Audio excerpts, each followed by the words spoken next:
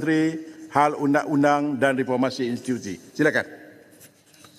Bismillahirrahmanirrahim. Assalamualaikum warahmatullahi wabarakatuh. Assalamualaikum. Tan Sri Yang di-Pertua, bagi pihak Jabatan Perdana Menteri, saya ingin mengucapkan setinggi penghargaan pada ahli yang berhormat yang telah menyertai perbahasan ke atas Belanjawan 2025 peringkat dasar, iaitu Yang Berhormat Kota Melaka Sri Aman, Tumpat, Kapar, Tawau, Ledang, Jelun, Jelutong, Kuala Krai, Kota Baru, Pasir Gudang, Sibu, Kalabakan, Kuala Langat, Rasah, Pasir Putih, Bentong, Batang Lupa, Temelur, Tenon, Bagan Serai, Bukit Gelugor, Kota Marudu, Lubuk Antu, Lumut, Stew, Tanjung Manis, Shah Alam, Dungun, Mersing, Puncak Borneo, Tanjung Piai, Kudat, Tapah, Pendang, Bandar Kuching, Keningau, Kubang Pasu, Masjid Tanah, Kuala Kerau, Pasir Salak, Ranau.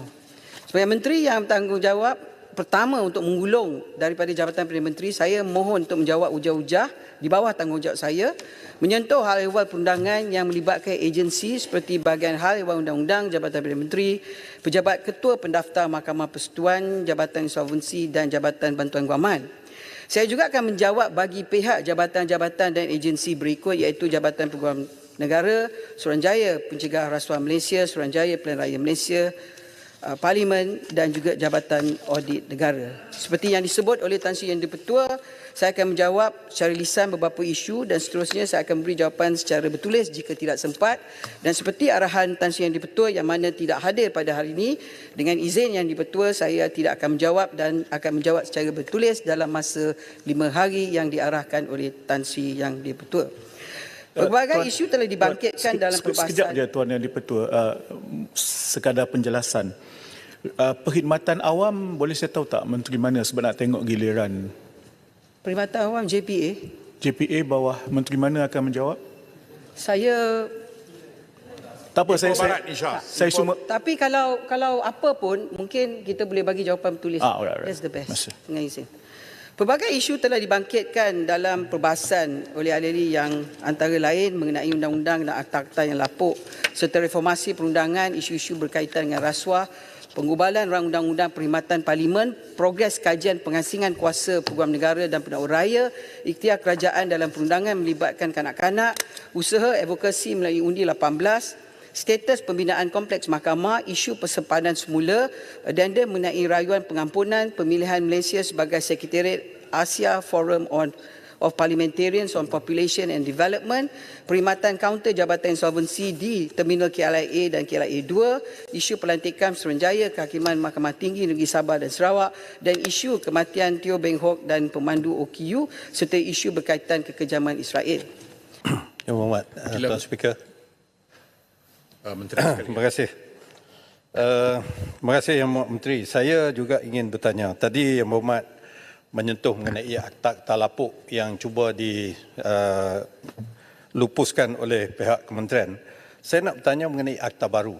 Bagaimana juga Kota Melaka tadi. Di hari pertama perbahasan Parlimen, iaitu pada 21 bulan Oktober, sebelum Yang Berhormat larut membuat perbahasannya, saya telah membangkitkan kepada speaker pada masa itu, timbalan speaker, satu perenggan yang terdapat di dalam teks ucapan Yang Berhormat Perdana Menteri semasa membentangkan bajet, iaitu perenggan 255 pada muka surat 119 dalam handset. Saya merujuk pada handset sekarang ni.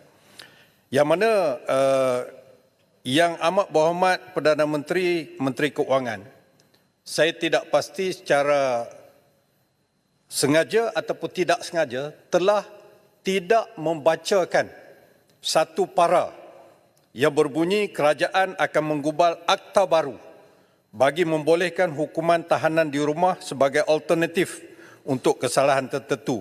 Pesalah dikehendaki berada di tempat tahanan yang dianggap bersesuaian seperti rumah kediaman, rumah jagaan atau asrama pekerja sepanjang tempoh penahanan dengan syarat-syarat yang ditetapkan dan dipantau oleh pegawai penjara. Saya telah bertanya dalam perbahasan saya dalam Dewan ini, apakah justifikasi ataupun konten bentuk akta yang hendak dibuat ini dan apa relevansinya? Dan yang kedua, sehubungan dengan itu, saya juga bertanya, isu yang sekarang ini berlega di dalam masyarakat, isu addendum Isu yang melibatkan tidak lain bekas Presiden Yang Berhormat Menteri berkaitan dengan satu affidavit yang dibuat di mahkamah oleh tidak lain Presiden Yang Berhormat Menteri sekarang ini yang mengatakan semasa proses pengampunan dibuat terhadap bekas Perdana Menteri, iaitu kita semua tahu bekas Pekan, dikatakan ada satu addendum dibuat oleh Yang di-Pertuan Agong. Apa ni jeletung jangan sebut, jangan marah saya sebut Yang di-Pertuan Agong berdasarkan perlembagaan perkara 42 ya. Hanya Agong saja boleh bagi pengampunan. Saya terpaksa sebut.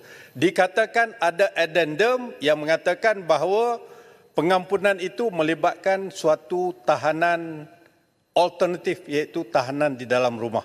Sekarang ini, isu ini saya nak bertanya kepada Menteri, inilah masanya, adakah addendum ini wujud sebagaimana yang disebut dalam affidavit Yang Berhormat Bagan Datuk dan juga Yang Amat Berhormat Menteri Besar Pahang. Cuma saya nak qualifykan, adakah ini isu baru ini telah boleh dibincangkan? Saya telah sebut dalam ni. Saya rasa inilah masanya Yang Berhormat Menteri menjelaskan kepada ini. Okey, silakan.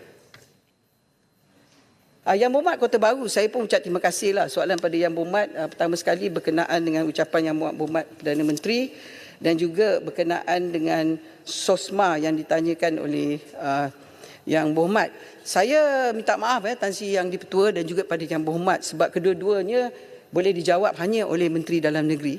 Saya tidak bertanggungjawab kepada isu tentang pindaan kepada akta penjara ke ataupun wujudnya akta baru untuk tahanan di rumah, dan berkenaan dengan SOSMA juga saya tidak bertanggungjawab.